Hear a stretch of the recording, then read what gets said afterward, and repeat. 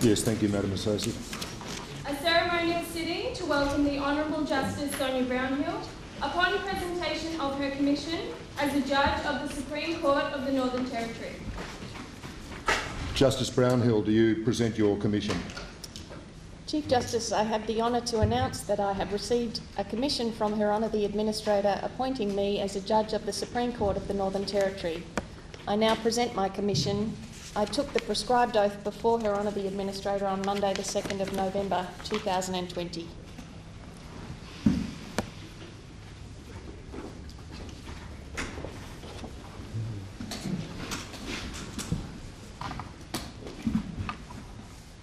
Yes, Madam Registrar, would you please read the commission? From time to time, with all rights, powers, privileges, advantages and jurisdiction thereto belonging or appertaining. Thank you, Madam Registrar.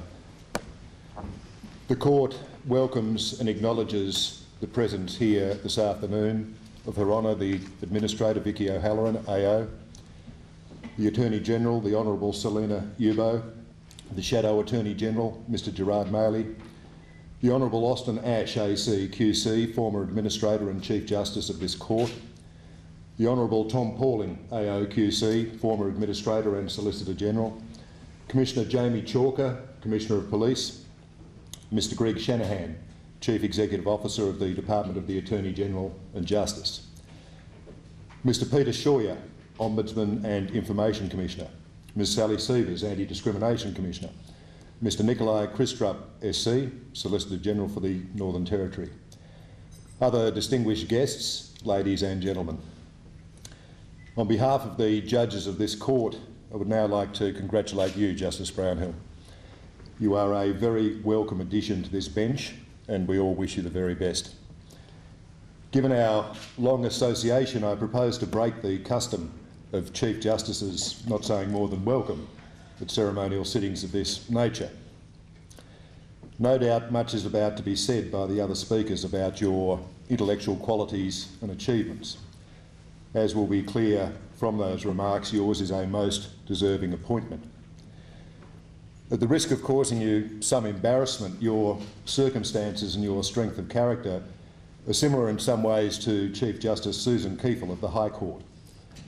You both left school at a relatively early age before returning to study at a later time. You both excelled in that endeavour and you both then went on to excel in a career in the law.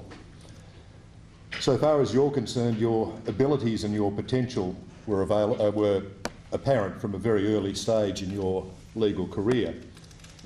When our former Chief Justice, Justice Riley, was at the bar, which is a very long time ago now, he was briefed as senior counsel in a long-running matter that had a large coterie of instructing solicitors. He remarked to me one day that although you were the most junior of those solicitors, you were by far the best of them. As always, His Honour's judgment was impeccable. Of course, I would have enjoyed His Honour's frank assessment far more at the time had I not been one of those other solicitors.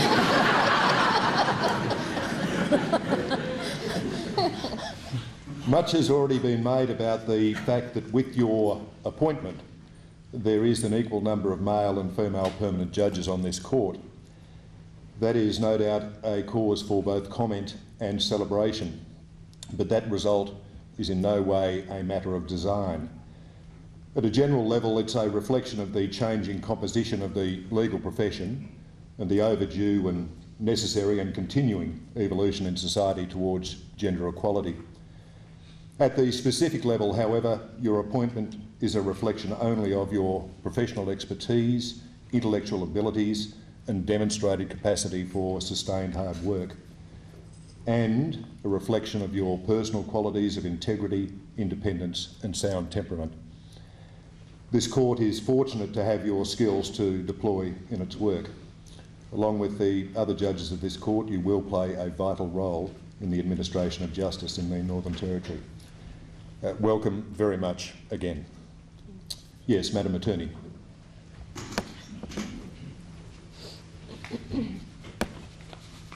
May it please the Court. I acknowledge the Larrakia people, the traditional owners of this land in which this court sits and which we celebrate this momentous occasion. I pay my respects to the elders past, present and the future and emerging Larrakia leaders. Your Honour, Justice Brownhill, I congratulate you on your appointment as Justice of this Honourable Court and pass on my best wishes on this most richly deserved of appointments. On occasions like these, tradition demands an account of Your Honour's life and career. You joined this world the same year that James Brown released Got You, I Feel Good, and Simon Garfunkel's gave us The Sounds of Silence. And maybe as a sign of things to come, that year also saw the albums from a fellow female trailblazer, Aretha Franklin, Soul Sister. Your Honour's connection with the Northern Territory has been one of pride and longevity, including attending years 9 to 12 at Dripstone High School. As a product of public education myself, and as the former Education Minister of the Northern Territory, I know we are very proud of what Territory education can produce, and you are an exemplary measure of that. An illustrious career in the law was not a future that Your Honour originally pursued. The 1988 enrolment form at the University of Western Australia ticked the box labelled Combined Degrees of Bachelor of Commerce and Bachelor of Law. As I understand matters, the aim at the time was to deploy the degrees in the pursuit of practising as an accountant. However, the glossy attractions of debits and credits, not to mention yearly depreciation schedules, soon faded, and Your Honour divided into the first law subjects into the second year of the degrees. The attraction to law, and particularly rule of law, was immediate and profound. Your Honour had found her calling. The University of Western Australia was not prepared to simply let Your Honour complete your studies, as any other student might do so. They recognised a star when they saw one. In a pattern that was going to be repeated throughout your career, the powers that were at the institution said, "We need her." Your Honour was therefore chosen as the research assistant to Professor Francis Orban at the law school in 1993. The lone professor was fully aware that Your Honour's talents would be best utilised in complex and weighty subjects rather than some dry question of procedure. Hence, you were tasked with analysing the interactions between the Chemical Weapons Convention and the Antarctic Treaty, the fruits of which work resulted in the publication of a paper by the professor. Multitasking falling naturally to Your Honour, that was also the year that you successfully completed both university degrees. Articles of clerkship were then obtained by Malson Stevens Jacks in Perth, where Your Honour also spent your first year as a solicitor following your admission in 1995 to practice in not only the Supreme Court of Western Australia, but also the Federal Court and the High Court. However, one can only stay away from the Northern Territory for so long, and the next back to the Territory. This time, fortunately for us, permanently. To pursue a career in law, a career which is proven, and then senior solicitor in the litigation division of the Solicitor for the Northern Territory, followed by in the next 5 years or so. The work included not only acting as instructing solicitor in the trial of many Seminole native title claims and drafting complex Aboriginal land use agreements and providing legal advice to the Territory Government. And the least part scenes of the Northern Territory, which we all love. Most legal practitioners would be more than happy with a career that did not rise above that level. During this time that Your Honour's acumen and natural affinity to the law drew attention of the then Solicitor General for the Northern. We need her, something familiar. As light follows day, Your Honour then started much coveted position of Crown Counsel in 2006. There were countless appearances in the High Court, the Northern Territory Court of Appeal and the full court on this particular occasion. Likewise, the regular flow of written opinions on constitutional law, statutory on their toes indeed.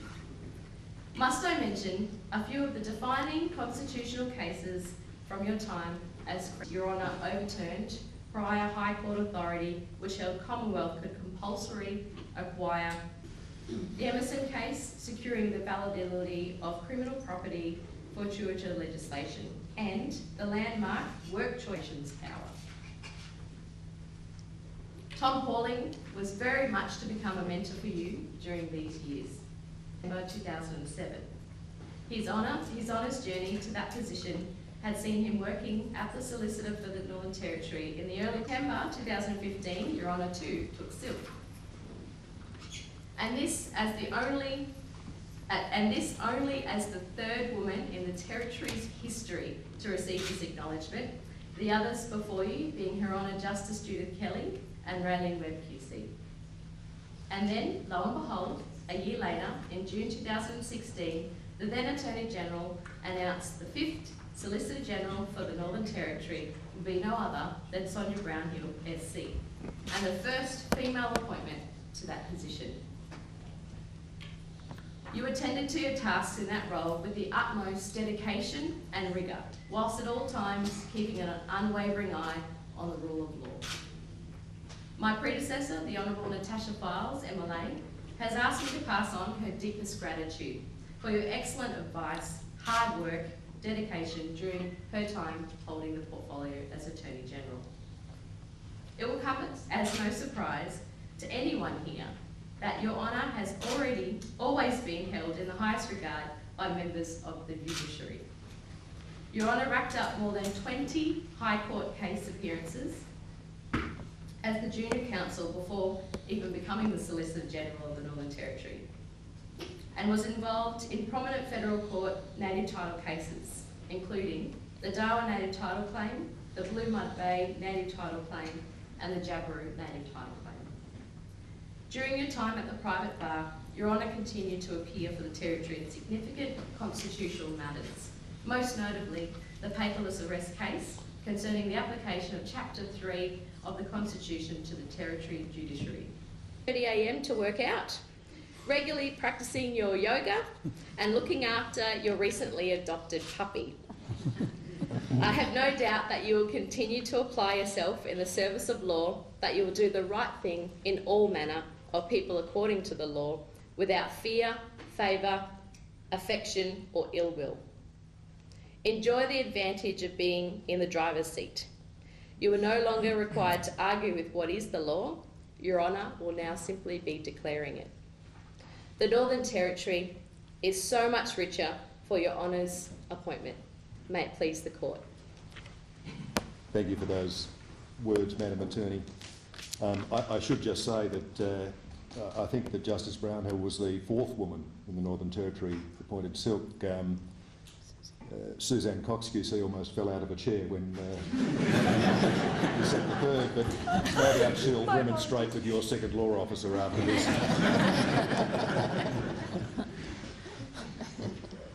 Yes, Mr. President of the Bar Association. Please the Court. Your Honour, Justice Brownhill, I first met Your Honour when I joined you in Foster Chambers in 2012, so we don't have a long personal history. My first memory of Your Honour was, in fact, your office furniture. At the time, I was determining how I should furnish my offices, and I went around to see what everyone had. And everyone had different shades and grains and timber furniture, except Your Honour. And Your Honour had gone exclusively white. That was very memorable to me, and to me it sums up Your Honour as pragmatic, efficient, unpretentious and individual. And nothing in my involvement with Your Honour since that day has changed those initial impressions I had. In preparing this address, I sought the assistance of colleagues who have known you far longer and far better than I. I'm reliably informed that it was in this court that you had your baptism as far as an advocate before the Court of Appeal in a case involving the proceeds of crime. I'm sure Your Honour will remembers that. You had advanced the proposition that the court had no power to intervene, even to prevent an abuse of power. The court adjourned, and over lunch, your leader reminded you that the Crown is a model litigant, that the courts are an arm of government, and submission should be withdrawn. This you did to the great approval of the Court of Appeal, with the Chief Justice remarking on your baptism. You have appeared in the High Court, as the learned Attorney General said, on many occasions, both with the then Solicitor General and his successor, the current Chief Justice, and more frequently on your own account with notable success. I'm told there were upwards of 50 appearances as counsel and instructing solicitor, including an occasion when you were so great with child, the registry staff were having bets on when the baby might arrive. A check-up at a Canberra hospital sparked rumours that the baby had in fact arrived. Your Honour was a relatively quiet member of Chambers, apart from lunchtime, when the use of a blender caused sounds to reverberate through the entire building. Your Honour is a reasonably private person. From snatches of conversation during Chambers' weekly lunches, I am aware that you often spent your weekends undertaking hands-on renovations at your shack at Dundee Beach, including casting your own concrete bench tops.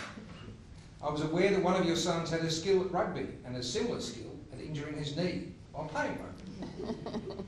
It is only recently that I discovered Your Honour has a passion and flair for growing orchids, and that you have bought some land in the wilds of Tasmania. The purchase of that land was conducted on the internet, and it was only much later that you were able to visit Tasmania, where, to your profound relief, you discovered the land actually existed.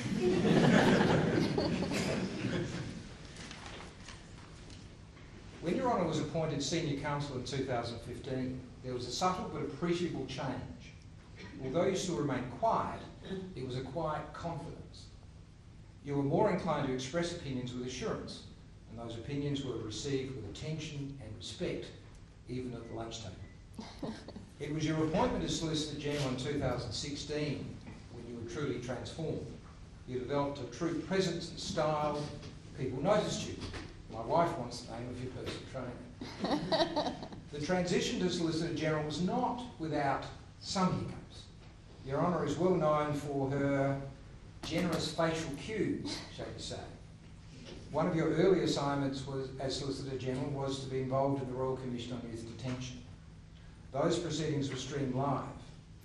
Your facial expressions, while listening to some of the questions by other counsel, had our Clerk of Chambers laughing out loud. That Your Honour ultimately would progress to appointment to the Supreme Court, should you wish to do so, was self-evident.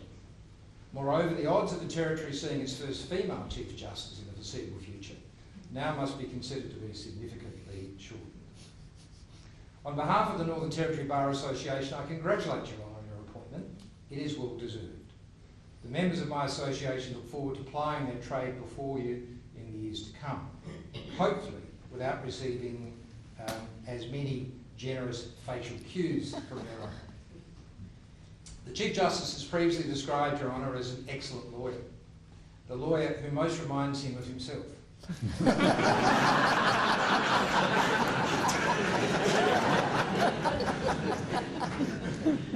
I have no doubt in future people will say she is a judge, and a good judge too. May it please the Court. Yes, thank you, Mr. President. I'm not sure I said those same things in the same sentence, but I'm nothing if not self-referential. Yes, Madam President of the Law Society. I would like to acknowledge the Larrakia people as the traditional owners of the land on which this court sits. I pay my respects to elders past and present and to emerging community leaders. It's my very great privilege to be here on behalf of the Law Society and our local profession to welcome Your Honour to this court.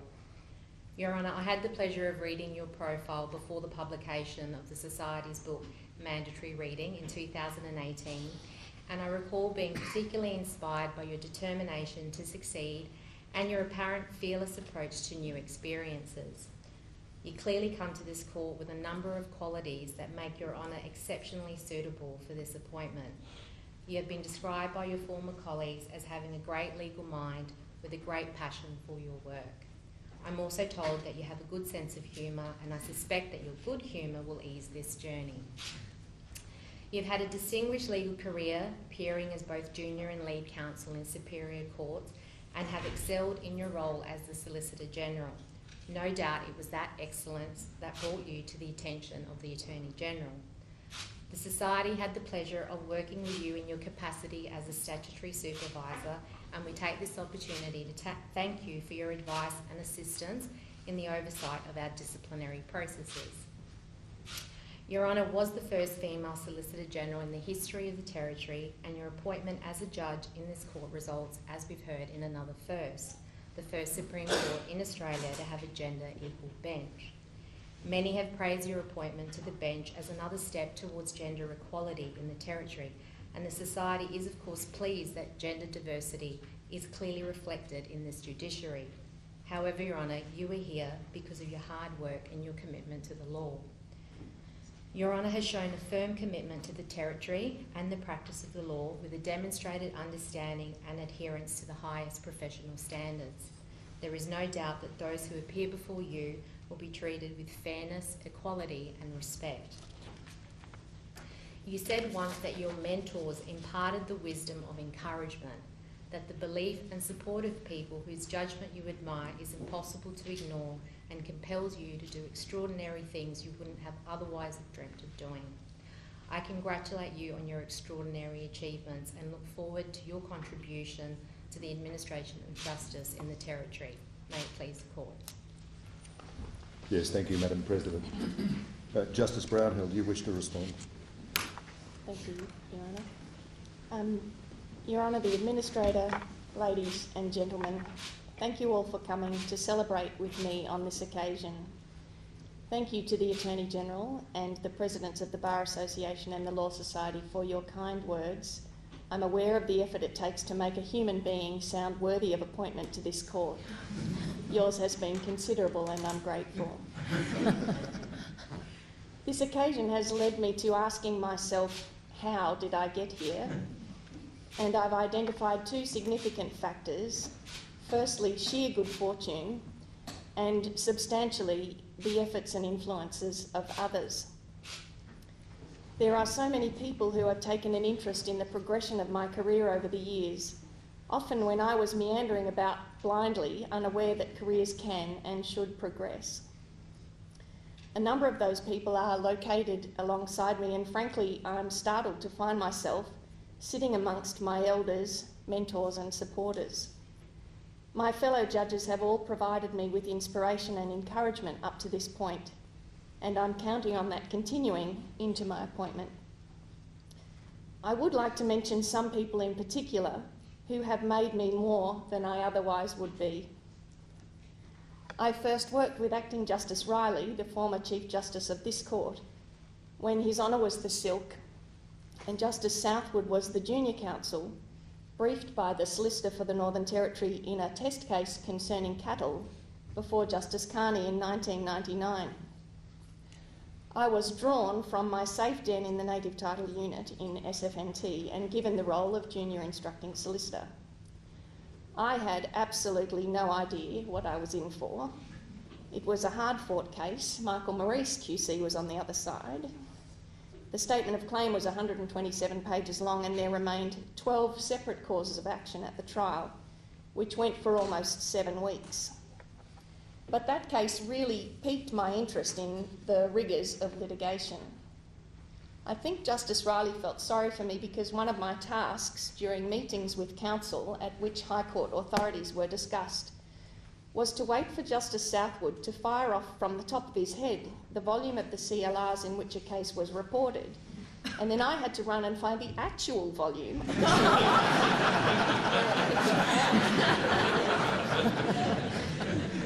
Justice Riley has been an ongoing source of confidence in my capabilities and sage career advice. Justice Southwood too has been a supporter, but that might now change given what I just said. It was from the Native Title Unit that I first worked with my original mentor and dear friend Tom Pauling, AO QC, when he was the Solicitor General. As a very junior lawyer, I had the ridiculous good fortune to instruct Tom, Graham Nicholson and Raylene Webb in 3 seminal native title cases, which were Fijo, Yami and Ward. They were then being heard in the federal court, but I managed to hang on to them all the way into the High Court. It was for Fijo that Anita Kneebone and I pushed the court trolley loaded with lever arch folders through the streets of Brisbane, where the court was sitting, and I'm thrilled that she is here today. Those cases are examples of the amazingly high quality of work available to young lawyers practicing in the Territory. So I urge all young lawyers to think about that before rushing off down south to further your careers. In 2002, the department allowed me to move to the Solicitor General's chambers and work in a role that, as you've heard, slowly morphed into me taking the position of Crown Counsel in 2006. And in the 5 years after that move, I was lucky enough to instruct or junior Tom Pauling in the High Court 9 times, which meant that I got to observe firsthand his engaging conversational persuasion of the High Court, something I never managed to master. Tom also patiently tried to teach me the skill of looking at the big picture. I once drafted a complex and erudite advice about earthworks and embankments for railway tracks, and I concluded that only some of the dirt used was land for the purposes of stamp duty. The lawyers in the room should appreciate how ludicrous that was. But rather than banging his head on his desk, Tom kindly suggested that such impracticality was probably not what the legislature intended. Tom's support, encouragement and friendship is the bedrock on which my legal career is based, and I'm so grateful to have had him and his lovely handbag, Tessa, to be there for me. Again, it was through being in the right place at the right time that I was part of the furniture in the SG's chambers when Tom retired and His Honour the Chief Justice was appointed as Solicitor General. In the 4 years I remained in chambers and thereafter, I was able to observe, learn from and marvel at the way His Honour thought and worked. This, of course, did lead me to curse my own inadequacies, the lack of a photographic memory, an inability to innately understand complex legal theory, an inability to work 48 hours straight without sleeping. But it was only through His Honour's gentle nudging that I did tumble out of the NTG nest in 2011 and thudded to the ground of the independent bar. And it was only through His Honour's reinforcement of the idea of career planning that a seed was planted in my mind that maybe one day, if all the planets aligned in some wildly improbable way, I might become the Solicitor General. I mention also former Federal Court Justice John Mansfield, who was a supporter of mine, even though it was before him that I objected to a question my opponent was about to ask, because obviously I can read minds. And His Honour simply said patiently, "Well, Miss Brownhill, let's see what the question is first, shall we?" I look back on my time at the bar so fondly, even though I probably worked harder for longer then than at any other time in my life. The collegiate camaraderie and support of all of my William Foster Chambers mates made it manageable and even fun. I'm so happy that my Chambers neighbour, Nikolai Kristrup SC, is now the Solicitor General, a well-deserved appointment. When I did become the SG, I managed to score the invaluable assistance of Chad Jacoby, whose brain and good humour got us through what was the most difficult brief I ever had, and the invaluable assistance of Trevor Moses and Lachlan Peaty, whose brains and good humour got us through many difficult issues across the past 4.5 years, including a global pandemic. I also had the comfort of knowing that I could call on my colleagues, the other SGs, for advice or counsel if required, and I'm honoured that the former SG for Queensland, Peter Dunning QC, is here today. For the vast majority of my time as SG, the Honourable Natasha Files MLA was the Attorney General, and she was, if I may say so, the kind of attorney that SGs hope for.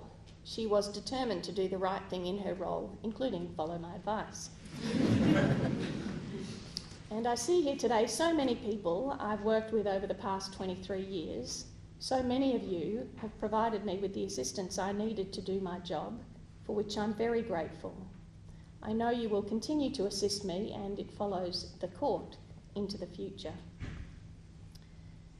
It is, of course, difficult to put into words, especially without tearing up, which I have promised myself I won't do, but I might, to put into words my gratitude for the unfailing love and support of my family.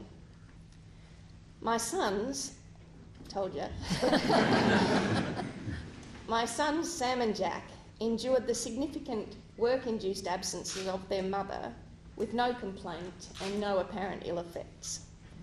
They remain my greatest achievements and I could not be more proud of them. My mum Kay and her life partner Marianne were my first inspiration of strong women and are the original source of my own strength. My dad John and his life partner Suzanne have taught me that it is as important to relax as it is to strive. My brother Matt is quite simply the best brother in the world, and with his fiancée Mel, their love and support is endless. My reference to my family includes my friends.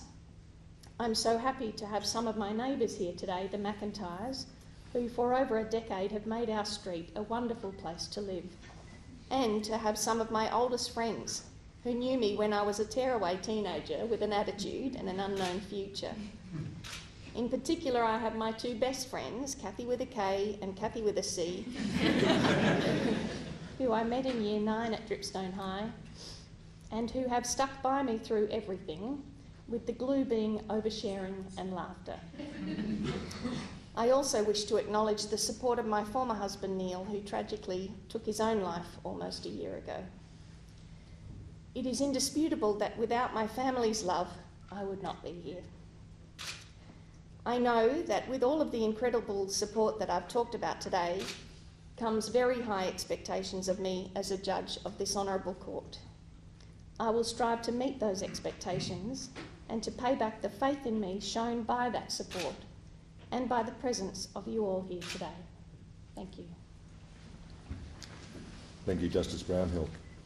Ladies and gentlemen, that concludes the formal part of proceedings, but the judges of the court invite everybody here to join us for refreshments in the court's foyer at the close of proceedings. Court will now adjourn. Silence, all stand. This honourable court now stands adjourned. God save the Queen.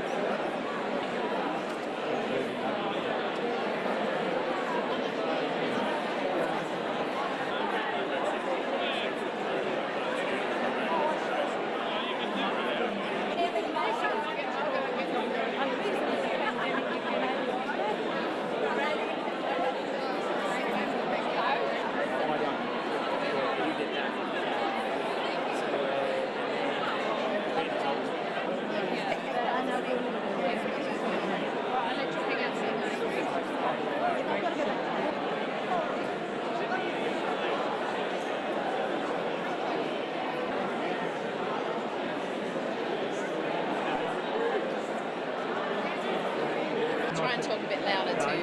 That's fine. It's okay? Yeah, Okay. just give us your name and title. Yes, Selena Uibo, Attorney General and Minister for Justice. Just down a bit. That's fine.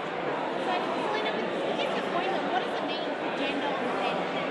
I think it's fantastic we have the Northern Territory leading the way, opportunities for women, and particularly in our leading professions such as our legal careers, the opportunities that can come with living in the Territory, working in the Territory and representing the Northern Territory. So it is quite exciting. Tell us about some of the numbers that you're seeing here at the bench and numbers, and maybe somewhere else in the Territory's most representation. So it's a 50-50 here with our Supreme Court judges now, and again it's a testament to the work of both the profession and our hard-working legal professional women. So it's really exciting to see the new appointment today, but also acknowledging some of the other areas where we're leading the space of gender equity. So the Northern Territory Parliament, we have 12 of the 25 members of Parliament are represented by women as local members, which is fantastic. And if we go to our Territory Labor Cabinet, we have 6 of the 9 Cabinet Ministers who are women. So again, first for Australia, but again, the Northern Territory leading in the space of gender equity.